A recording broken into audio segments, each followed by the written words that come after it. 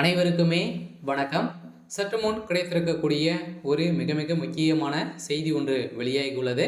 சற்று முன் ஈரோட்டில் திமுக வேட்பாளர் 300 கோடி பணத்துடன் வசமாக சிக்கினார். இது மாதிரி செய்திகள் வெளியாயிருக்கு. ஸோ ஏற்கனவே ஒரு செய்தி வெளியேறிச்சு இல்லையா? ஸோ முதல்வர் ஸ்டாலின் அவர்கள் ஈரோட்டில் தேர்தலுக்காக 300 கோடியை இறக்கியிருக்காரு அப்படின்ற மாதிரி பார்த்தீங்கன்னா நிறைய கட்சி தலைவர்கள் பார்த்தீங்கன்னா ஸோ விமர்சனங்கள் செய்து வந்திருந்த நிலையில் தான் இப்போ அதிரடியாக ரகசியமாக பார்த்தீங்கன்னா இப்போ ஈரோட்டில் போட்டியிடக்கூடிய விசி சந்திரகுமார் அவருடைய வீட்டில் சம்மந்தப்பட்ட இடங்களில் பார்த்தீங்கன்னா ரைடு நடத்தியிருந்தாங்க. இந்த ரைடின் அடிப்படையில் பார்த்தீங்கன்னா மூட்டையாக 300 கோடி பார்த்தீங்கன்னா சிக்கிய சம்பவம் தான் இப்போ ஈரோட்டில் பெரும் அதிர்ச்சியை அளிச்சிருக்கு. அதனால் ஈரோட்டில் இப்போ இடைத்தேர்தல் நடக்க போகுது இல்லையா? இந்த தேர்தலின் அடிப்படையில் தான் அங்கு போட்டியிடுவதற்காக மக்களுக்காக கொடுக்கக்கூடிய பணங்கள், ஊழல் செய்த அனைத்து பணங்களும் அங்கு இருக்கக்கூடிய சம்பவம் தான் இப்போ அதிரடியாக பார்த்தீங்கன்னா திமுகவுடைய வேட்பாளர் கைது செய்யப்பட்ட சம்பவம்.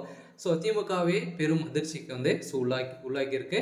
இதை பற்றி இந்த வீடியோவில் நாம் பார்க்கலாம். அதுக்கு முன்னாடி நம்ம சேனலுக்கு இப்போ தான் நீங்கள் முதல் முறையாக வந்திருக்கீங்க அப்படின்னா மறக்காமல் நம்மளுடைய சேனலை சப்ஸ்கிரைப் பண்ணி சப்போர்ட் பண்ணுங்கள். வாங்க வீடியோக்குள்ளே போகலாம். ஈரோட்டில் திமுக வேட்பாளராக பார்த்தீங்கன்னா இருக்கக்கூடியவர் தான் விசிகா சந்திரகுமார். ஏற்கனவே பார்த்தீங்கன்னா இளங்கோவன் அவர்கள் இருந்திருந்தா இல்லையா? இதை தொடர்ந்து அவர் இருந்தது காரணமாக தான் ஈரோட்டில் இப்போ இடைத்தேர்தல் நடக்க போகுது. வருகின்ற பிப்ரவரி 5ஆம் தேதி நடக்க போகுது இல்லையா? இதில் திமுக வேட்பாளராக விசி சந்திரகுமார் அவர்கள் போட்டியிட போகிறாரு அப்படின்ற மாதிரி பார்த்தீங்கன்னா அதிகாரப்பூர்வமாக திமுக தரப்புல பார்த்தீங்கன்னா அறிவிப்பு வெளியேறிச்சு.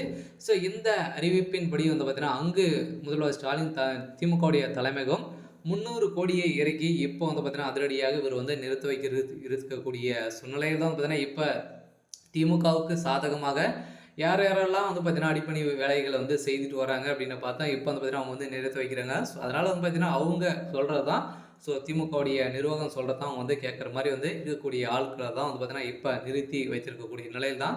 அதனால் அங்கே ஒதுக்கக்கூடிய அனைத்து நலத்திட்டங்களையும் பார்த்தீங்கன்னா சமாளித்து அதில் வரக்கூடிய பங்குகளை அனைத்துமே பாதிக்கு பாதி பங்கு போட்டு ஆட்சியை நடத்தக்கூடிய திமுகவுடைய அரசு தான் பார்த்தீங்கன்னா இப்போ அதிரடியாக அங்கு 300 கோடியை பார்த்தீங்கன்னா பணத்துடன் இறக்கி அவர் போட்டியிட வைக்கக்கூடிய சூழ்நிலையில் தான் திமுக உண்டாகிருக்கு. அதனால் இப்போ ஆளுநர் RN ரவி அவர்கள் என்ன செய்ய போகிறாரு அப்படின்றது தான் ஒரு பெரிய கேள்வியாக கூட இருந்தாலும் இப்போ அதிரடியாக இந்த 300 கோடி உனக்கு எங்கேருந்து வந்தது, என்னென்ன இதெல்லாம் நீங்கள் சம்பாதிச்சிங்க அப்படின்ற மாதிரி கேள்விகள் எழுப்பப்பட்டு வந்திருக்கக்கூடிய சூழ்நிலையில் தான் இப்போ அதிரடியாக திமுகவுடைய தலைமையகம் வசமாக சிக்கியிருக்காங்க. அதனால் இப்போ திமுகவுடைய தலைமையகம் என்ன செய்ய போகுது அப்படின்றது தான் ஒரு மிகப்பெரிய ஒரு தலைவலியாகவே இருக்குது. சரி, ஓகே. என்ன நடக்க போகுது அப்படின்றத வெயிட் பண்ணி பார்க்கலாம். இது மாதிரி செய்திகளை தெரிஞ்சுக்கணும் அப்படின்னா மறக்காமல் நம்மளுடைய சேனலை சப்ஸ்கிரைப் பண்ணிக்கோங்க. தேங்க்யூ.